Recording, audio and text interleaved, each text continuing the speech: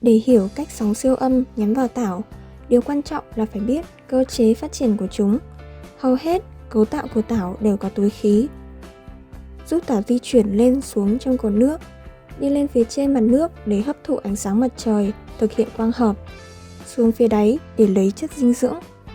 Để kiểm soát tảo, một hệ thống phao MBC được lắp đặt trong nước để truyền sóng siêu âm với bước sóng cụ thể tới cột nước cách hàng trăm mét.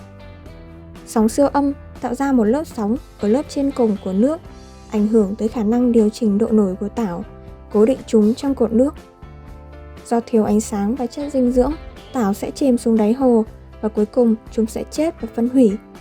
Phương pháp xử lý bằng sóng siêu âm làm giảm từ 70 tới 90% sự nở hoa của tảo và ngăn ngừa sự hình thành của tảo mới. Phương pháp xử lý bằng sóng siêu âm đã được chứng minh là an toàn cho người, cá và các sinh vật thủy sinh khác.